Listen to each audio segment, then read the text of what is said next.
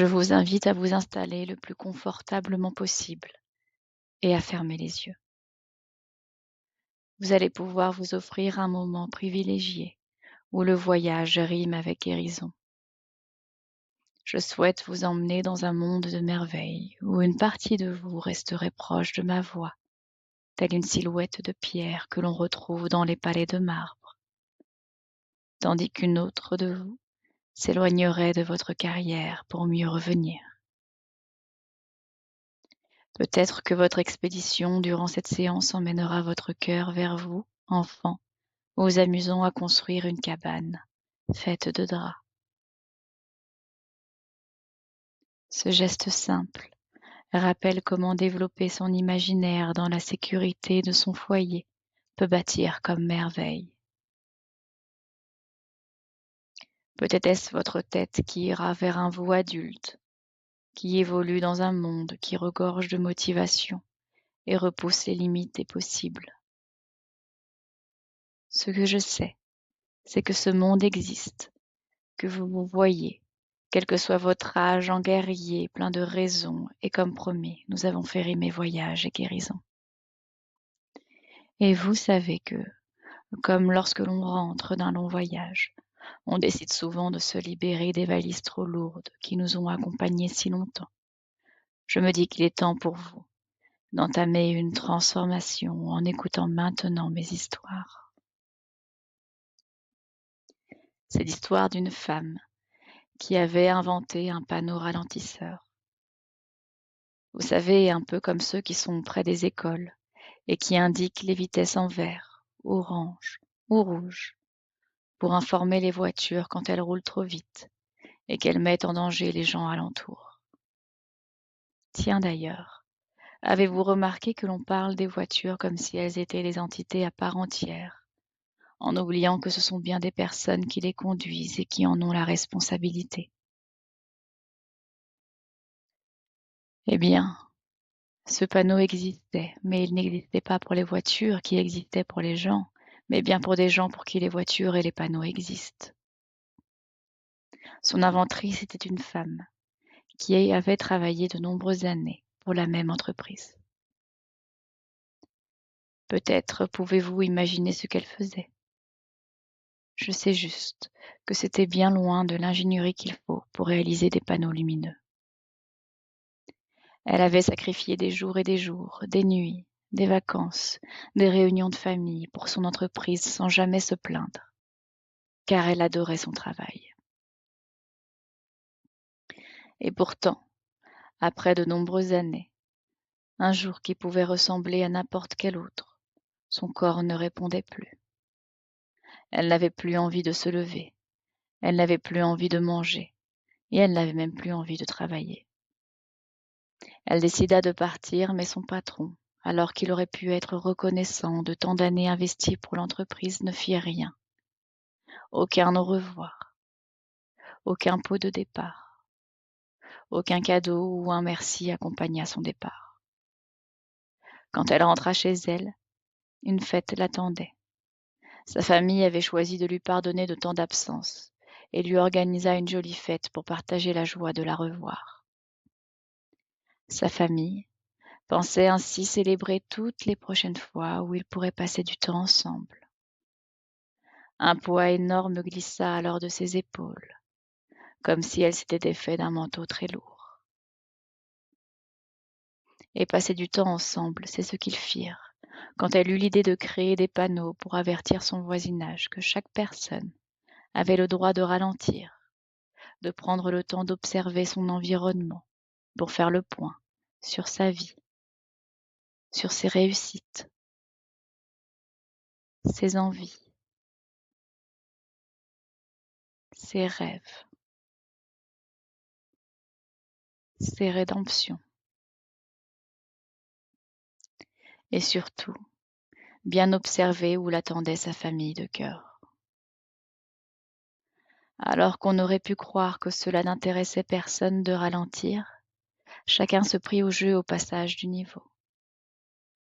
Certains décidèrent de partir en voyage, d'autres de travailler encore plus. Certaines n'eurent pas besoin de changer leurs habitudes et d'autres appelèrent des personnes à qui ils n'avaient pas parlé depuis longtemps. L'ancien patron de l'inventrice put même prendre le temps de réaliser son erreur, de l'avoir pensée coupable d'être partie sans prévenir, et la remercia pour le temps passé ensemble. Et comme je sais que cette famille n'habite pas loin, je crois qu'il est temps pour vous de traverser la rue où se trouve ce panneau et de le regarder pour voir ce qu'il vous indique.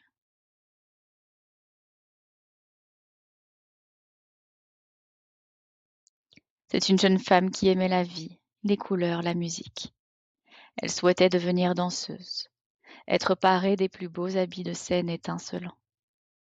Malgré ses rêves, elle savait que sa famille avait besoin d'elle quotidiennement pour les tâches de la maison et qu'aucune grande danseuse ne provenait vraiment de son village. De toutes les actions à faire, ses parents lui assignaient toujours de se rendre au marché pour faire les courses de la famille. Elle ne comprenait pas pourquoi ses parents lui demandaient d'y aller chaque jour, alors qu'elle aurait pu acheter les aliments en gros. Malgré son désaccord, elle finissait toujours par leur obéir, comme c'était comme cela qu'elle avait été éduquée. Un jour, une vieille femme se rendit chez elle et demanda à réunir la famille. Elle annonça que la jeune femme était enfin prête.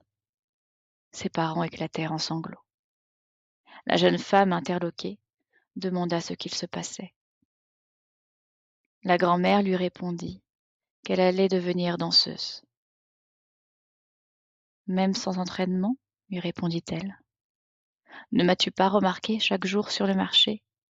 Je t'ai observé durant toutes ces années. J'ai vu ta joie s'épanouir à faire tes courses, comme si tu étais en représentation face à ton public.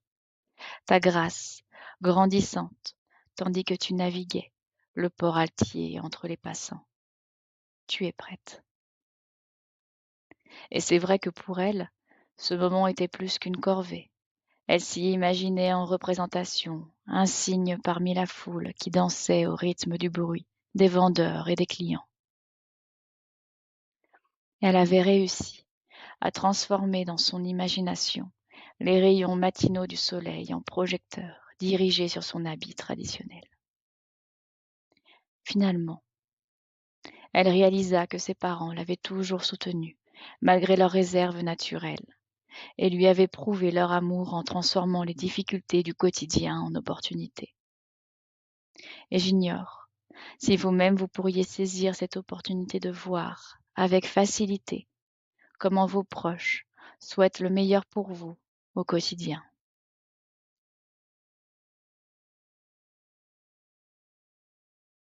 C'est maintenant l'histoire d'un homme qui vivait dans une maison remplie de porcelaine. Chaque surface était occupée par des vases incroyables de finesse et de beauté dont il prenait soin. Il avait hérité cette maison de son père, voilà de nombreuses années, et ne l'avait jamais changée, même lorsque son père eut disparu. Son père était cependant bien vivant quelque part, tandis que lui était resté dans la même maison, comme figé. Un matin, son père revint lui rendre visite. Le fils l'avait trouvé vieilli et avec des cicatrices très fines qui lui parcouraient le corps, mais étonnamment, avec les mêmes yeux doux de son enfance. Sous ce regard bienveillant, l'homme trouva le courage de lui demander pourquoi il était parti. Il lui répondit que, comme lui, il avait hérité de la maison à la mort de sa mère. Bouleversé, il l'avait gardée intacte, ne déplaçant rien, de peur de casser un objet et trahir la mémoire de sa mère. C'est que, alors même qu'elle n'était plus de ce monde depuis des années, il savait qu'elle avait eu un amour irraisonné pour ses vases, même s'il n'avait jamais eu le courage de lui demander pourquoi. Mais un jour, il avait été obligé de déplacer un vase. À force d'avoir eu trop peur de mal faire, la prophétie se réalisa. Le vase lui échappa des mains, et pour protéger le vase, c'est finalement lui qui se brisa et se répandit en pièces sur le sol. Il avait beaucoup pleuré, pour son corps cassé, mais peut-être aussi pour sa mère qu'il pensait trahir, son fils qu'il n'arrivait pas à approcher. Il finit par se décider à se reconstruire pièce par pièce.